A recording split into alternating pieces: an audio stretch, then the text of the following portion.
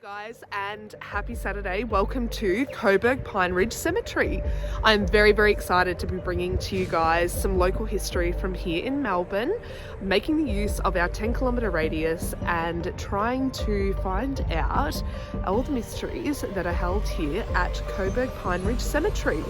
We'll also be having a look into some of the interesting histories of some of our colourful characters that are buried here and laid to rest. Coburg Pine Ridge Cemetery, a truly picturesque piece of local heritage, sitting high above the corners of bustling Bell Street and Elizabeth Street in Preston, Melbourne's northern suburb. Pine Ridge is uniquely set out amongst a variety of well-established trees and city fauna that take you from one sense of surroundings to the next.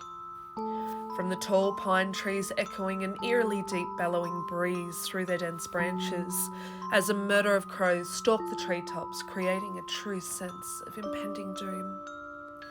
Contrast to the typically iconic Melbourne palms that cast their shadows against gravestones as if those laid to rest here are on vacation, or have simply reached their paradise in the afterlife. Most importantly, a home among the gum trees, where silver gums line the pathways, significantly protecting those traditional landowners. Sacrilegious without gravestones to acknowledge their presence, but we acknowledge the traditional owners of the land in which we walk, and we pay our respects to their elders past, present and emerging. Recently I walked my way back through history in an attempt to appease my curious mind that is constantly seeking adventure, knowledge, and mainly just anything creepy.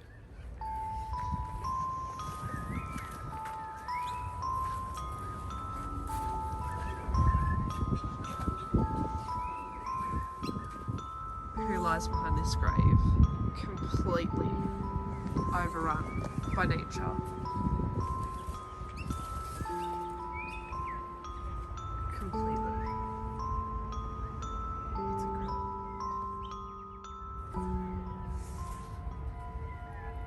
Came across this interesting family plot drawn by the wrought iron fencing that held the family laid to rest so closely together as I imagine they would have been close in life too.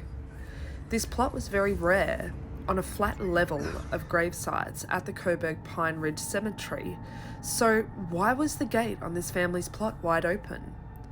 Why, upon attempt to close the gate, wouldn't it stay shut? Was this the family's invitation for communication? Perhaps they wanted to communicate with us. Perhaps they wanted to invite us in to their world. I'm not sure. All I know is that that gate wouldn't stay closed. Welcome to Coburg Cemetery, or Coburg Pine Ridge Cemetery. So today we're going to be going and having a look at some of the marked graves that have actually got some plaques and some information about the people who are laid to rest here. I also want to bring an element of spook, obviously, to this episode because this is what our channel is all about. So if you notice anything creepy or anything cool going on in the filming and the background, please let me know, as I'm not as intuitive as most people. Placed by gentle hands that loved her, our little darling has gone to rest. The sorrow in these words scrolled across little Mona's grave. I don't think that there is any greater loss than that of losing a child. The Victorian Gold Rush era was particularly tough for children. Areas were only newly being established, which made living conditions less than sanitary or ideal for children, which is why it was an ideal breeding ground for disease. Most children in this harsh period wouldn't survive beyond the age of their 5th year, succumb by disease or injury in the goldfields. This explains why many grave sites at Pine Ridge are that of children. Majority of the cemetery actually felt somewhat peaceful and calm, a nice resting place for these young children. Whenever we would stop to read a child's headstone, to learn about their tragic ends, a nauseating feeling would wash over us. Suddenly the air felt thick, stomach pitted, and back cold. Could this have been because the idea of so many children tragically losing their lives so young was just too much to bear? Being a mother myself, of course. Or could it have been my mind opening up that there could be otherworldly existence here. As I stood to read young Mona's headstone, I felt something cold brush past my hand. Admittedly a skeptic, I was trying to make logic of this instance. However, the more I research and the more I investigate things for myself, I'm truly beginning to believe that there are otherworldly beings among us. And perhaps they don't attempt to make contact the way I would have expected them to. You see, we are so led by expectations and ideas of what things are based on movies and media, but I think these paranormal experiences can vary so vastly from experience to individual. Was Mona trying to make contact? Again, I'm not sure. We said a prayer for Mona to pay our respects, despite we're not personally religious, and then we moved on. May Mona rest in peace.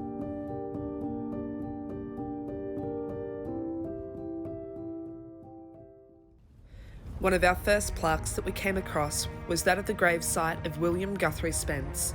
He was born in Orkney, Scotland in 1846 and then arrived in Victoria in the early 1850s. With no formal schooling, he worked in a number of rural jobs and held his first miner's right at the age of 14. Spence played an important role in the early development of the organised labour movement in Australia. In 1874, he initiated a trade union for miners in the Clunes district.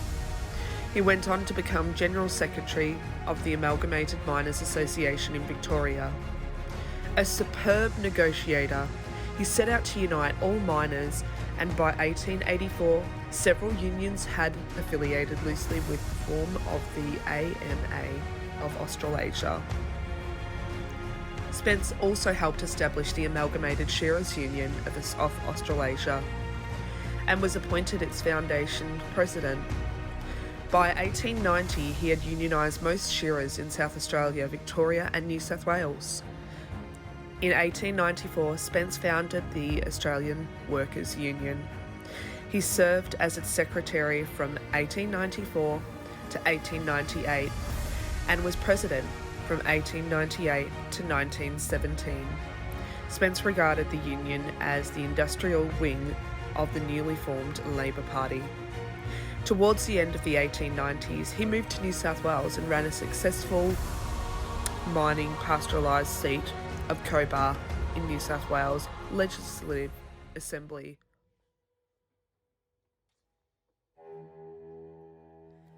Lucky Plaque 13. The Spry family. When William Spry and Dorothy Knight met, married and started their family in 1832 in Cornwall, it is likely that they had never dreamt of one day packing up and sailing to a new life in a new country. William worked as a brickmaker and potter to support his wife and children. After a failed business venture in Penzance, the Sprys cut their losses and sailed for Melbourne on the Courier in 1849, settling in the area we know now as North Coburg. Arriving with nothing, transporting goods around Melbourne. As Spry family law tells it, William injured his back in a wrestling match and later died, becoming one of the first recorded burials in Coburg Cemetery, and that was in 1864. William's sons, William and George, began working as carriers on the Victorian goldfields and then moved to New South Wales. In 1861, George, owner of a large team of horses and a flourishing transport business, was accosted and shot by the famous bushranger Mad Dog Morgan. He continued to work despite being crippled by wounds until he was granted a selection and turned it into a successful sheep farm. In 1892, George returned to Coburg and lived with his sister, Charity Treelaw, at the family property close to the Merry Creek. After a stroke crippled him further, George walked with a stick and lost the use of his arm. In 1893, aged 54, George wandered down to the Merry Creek to look over the high water levels after the weekend of heavy rains. His drowned body was later found several miles downstream. George's mother Dorothy died 2 years later, having buried at least 4 children and outliving her husband by over 30 years. She's buried with her husband and son only a few kilometres from the family property in an area that is now subdivided into streets carrying their family names.